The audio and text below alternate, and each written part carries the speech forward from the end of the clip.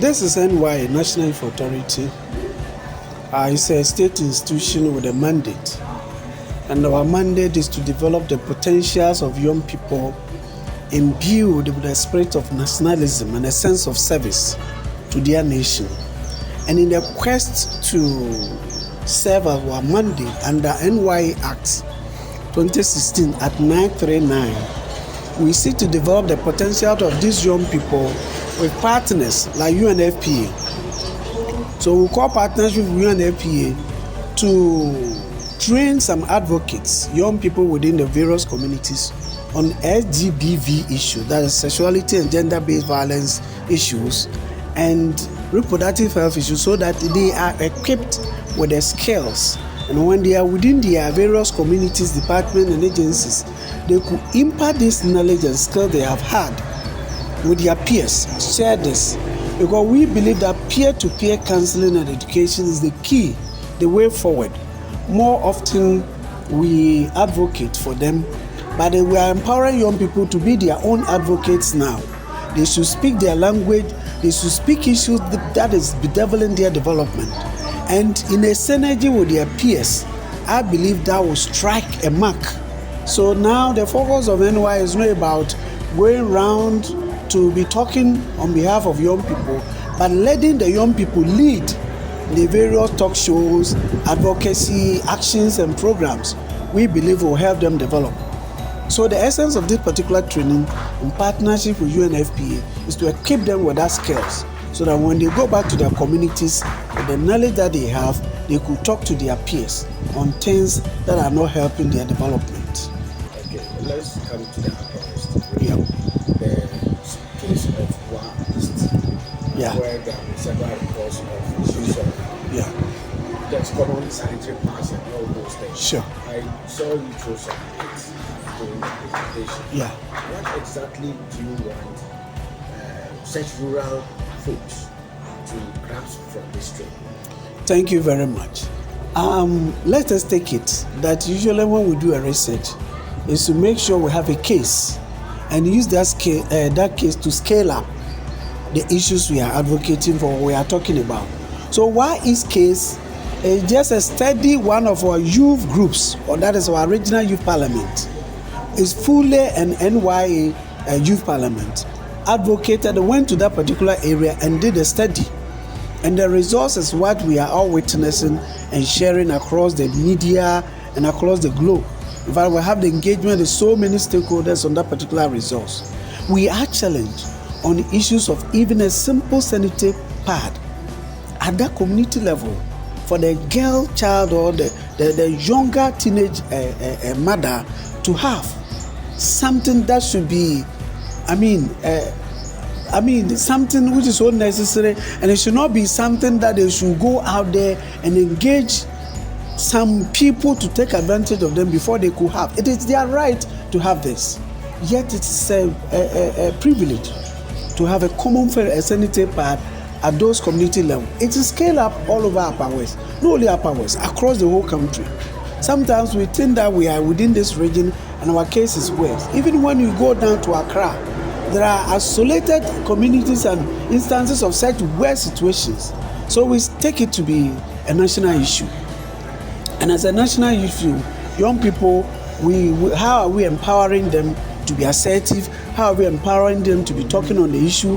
How are we empowering them to make sure that we engage all stakeholders on board to make sure that the girl child is clean every month and is easily have access to some of these things, which is, for me, is a right. And I believe that we depriving them of taxes that are loaded on these simple things, for me, it's not serving the good of the development of our youth. And therefore, we did that thing to scale it up. In fact, we are going to use this training to talk more on those taxes that are on sanitary pads, to make sure that at the end of the day, we are able to engage duty bearers to bring it down. We will continue to engage until we have the results. We are not losing on it. So this training is a key, and it is go on to add on to our voices from the community level, at the regional level, and national level, to make sure that we bring some of these ills into the forefront of national issues to be addressed. Yeah. Thank you. Yes, thank you very much, and I'm really excited to have this opportunity to speak about what we are witnessing today. So basically, as an organization, our mandate is to ensure the holistic development of young people and also see how best they will be empowered to contribute to national development. And one of the key issues that we are grappling with as a country is the issue of teenage pregnancy, and for that matter, reproductive health related issues, which is hindering the development of young people in Ghana. So, based on our research and engagement of stakeholders, we realize that in the past 5 years, there's been high prevalence of teenage pregnancy in Ghana.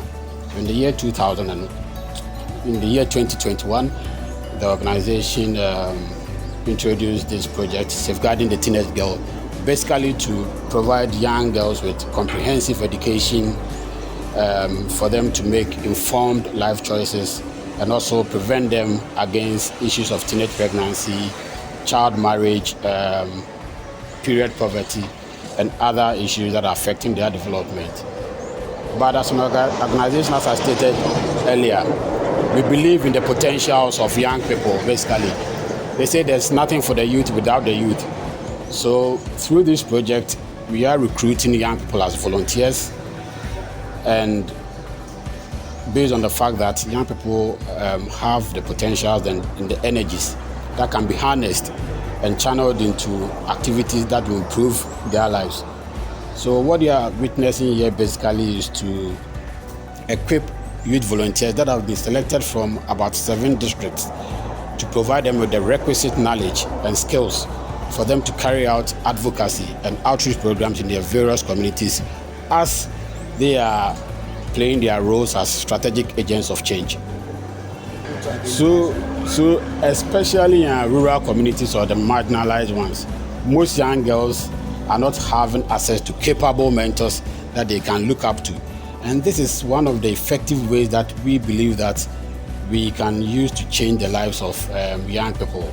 So as part of this project, we provide young girls with mentors, ladies that have been to the universities, ladies that are into school training, ladies that are in high places or that are in high positions, basically, for them to mentor young girls, coach them, see how best they can assist them to make informed life decisions. Yes, basically this is a joint effort of the National Youth Authority and UNFPA. Basically, they are our main supporters or collaborators. But we have other agencies like the DOFSU on board and also the Ghana Health Services. Obviously, we need human resources to carry out such activities. So these are some of the stakeholders that are on board in this exercise. Okay, so actually the whole section has to do with looking at advocacy when it comes to early marriage, early child marriage. And it has been something that has been rampant in this part of our country. And we are looking at ways we can help curb this kind of issue in our part of the region. So this particular training program is to train influencers, train people that will go into the communities, that will help stop this kind of activities going on in the region. Actually, the first session was handled by the DOFSU director here. She took us through the instances that we can look at that will contribute or that will constitute some illegal dimensions of all these early marriage aspects. Looking at children who are forced into marriage, children who are raped and defiled, children who are forced by their own parents and family members to go into marriages that they are not comfortable with. So after she spoke, we also had the director of program also come in to have another session with us, that he was looking at advocacy in general. So this particular training program is more or less like a top-up for us. Getting into the communities, we are able to get to assess the needs, look at the environment very well, able to identify the areas where this early child marriage thing is more rampant.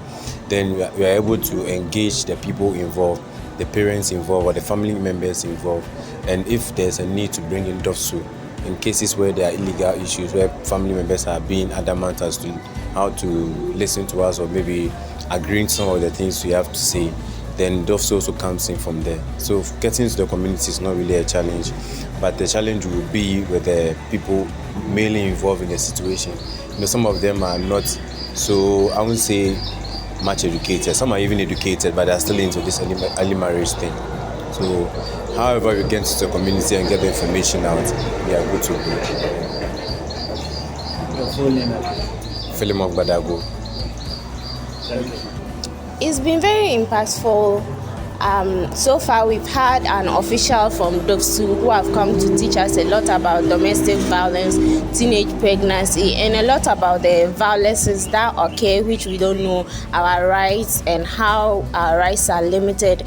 In enjoying our rights, there are also limitations, and also how we can empower others, how to protect the rights of others and our freedoms.